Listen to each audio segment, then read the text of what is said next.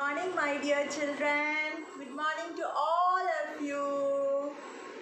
Yes, so let's begin the class. Very good. So, today I'm going to take Unit 2 Life Giving Water. So, are you ready? Let's begin. Yes. You know that water is very important for our life, right? Every living organism requires water. A person can live without food for 2 or 3 days, but he cannot live without water for a single day. Right, children? Am I right? Yes, we cannot live without water for a single day because we feel thirsty, right? Yes.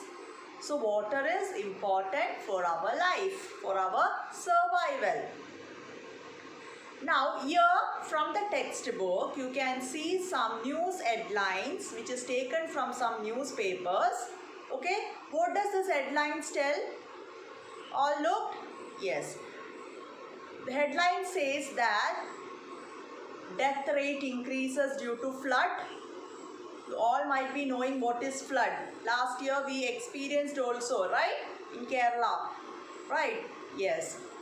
Then drought. What is drought means? A condition in which water is not available. So water is not available. The field, the agricultural field, paddy fields all have become dry. We are not at all getting water at all. Then pollution. Due to water pollution, the fish is all floating. Dead fish is all floating on the river because we are throwing all the waste into the water. So as a result, water gets polluted. Right? Yes. Then what the next news lines are saying? Yes, complaints are rising because they are increasing the rate of drinking water. Drinking water is supplied to each houses and they are increasing the cost also. And many dams have been built by the nation to the nation and people are very happy. Okay, so you can see many news headlines in the newspaper taken from the newspaper, right? So this tells about the uses of water, also the disadvantages of water, right? The harmful effects caused by the water also. Okay, so what is a water, children? A pure water is colorless, odorless and tasteless. What is the meaning of colorless? Colorless means it doesn't have any color, right? Yes. And odorless means it doesn't have any smell. And tasteless means it doesn't have any taste. Right, children? Do your water have any taste? No, right? Yes. So it is colorless, odorless and tasteless. Now tell me, children, what are the uses of water? We have studied in lower classes. Can you tell me what are the uses of water? Yes. For cleaning, for bathing, for washing clothes, vessels, for generating electricity, for industrial purposes and lots are there, right? So there are many uses for water. Now let's look about the properties of water. The first property is it dissolves substances. See children, here is the picture of a salt and here is a picture of a glass of water. Now I am adding the salt into the water. What happened? The salt completely dissolves in the water. Can you see the picture? Yes. So it has a capability to dissolve the substances. Second one is it can flow easily. Through any substance it can flow. Third one is it absorbs the heat. Fourth one is it has no definite shape. It takes the shape of a container.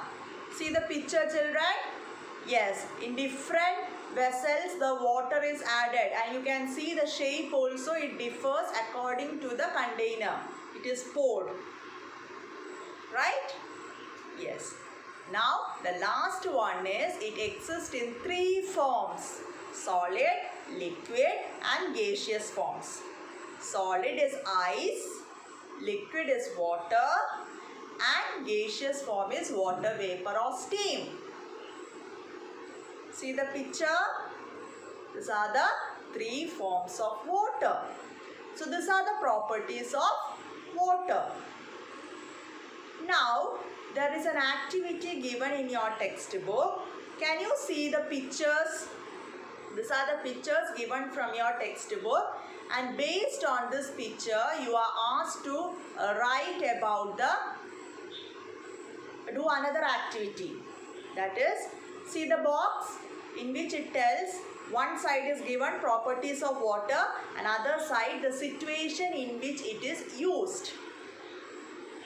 So first one, it dissolves substances. It is given for sweetening drinks. What is the meaning of that, children? See, in the juice and all, in cool drinks, in juice and all you will add sugar. Right? So sugar get easily dissolved in water. So that is the meaning, sweetening drinks. Clear? Yes.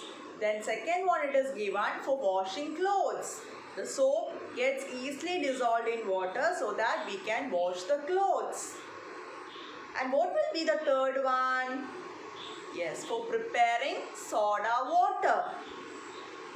Okay, so we have to prepare soda water. Soda water, it easily gets dissolved. Now next one is flows. It can be carried through pipes, and this flowing water helps to generate electricity. Okay, so you can add that, helps in generating electricity. Third one, carries heat. For cooking we need heat, and for sterilizing purposes. Sterilizing means keeping it free from the microorganisms. The laboratory items and all, we are boiling it in the water, we are sterilizing it so that it will be free from the organisms. So you can add that for sterilizing purposes. Then water doesn't have any shape. So you can write, it takes the shape of the containers in which it is added or in which it is poured. Clear? And the last one, it exists in three forms: solid, liquid and gas. For example, preparation of ice in the ice industry. You can add that. Preparation of ice in the ice industry. And also from the picture what you can see? Yes, can make puttu using steam. Your mother used to make puttu, right? Yes. That is, with the help of the steam we are making puttu. So you can add that. Can make puttu using steam. So is it clear, children? Yes, very good. Okay? Yes. One is about soluble and insoluble substances. As I discussed in the properties of water, soluble substances means which can easily dissolve in water, and insoluble substance means which is not soluble or which cannot dissolve in water. So this is about soluble and insoluble substances. Clear? Let's take the example of soluble substances. As I told earlier, take the example of salt. I am adding to the water. Salt and glass of water is there, and I am adding salt to the water. So it became salt solution, and the salt gets completely dissolved in water. Clear? Yes. Then insoluble substances means if you take sand and a glass of water, and if you pour the sand into the water, you will get this picture. Can you see? Yes. It doesn't dissolve in the water. Sand doesn't dissolve in the water. It gets deposited down. Can you see that? Yes. And also in the case of oil also, the same thing happens. It will deposit up. It will not go down. It will deposit at the up and it will never dissolve in the water. So these are insoluble substances. Now next one is about 3 important terms are there. New words are there. That is solute, solvent, solution. What is solute? The thing we are adding to water. That is called solute. For example, if you are taking salt, the salt we are adding to the water. So your salt is the solute, something which we are adding to a water. Okay. Now, what is solvent? The solute is added to something, right? For example, water. The salt is added to the water. So your water is the solvent. Clear? And the salt and water gets mixed and became a solution. So here is the picture, okay, of a solute, solvent and solution. Here salt is the solute and we are adding the salt to one thing, that is the water, which is called the solvent, and salt plus water, it gives solution. So is that clear? Yes. Now from your textbook there is an activity given, okay, one experiment done by 2 children and they want to know which is soluble and which is insoluble, like oil, sugar, candy, sugar, potassium, permanganate, kerosene, everything is given, the items. From this you have to select which are the items which is soluble in water and which are insoluble in water. That we can do during the class discussion time. Is it clear?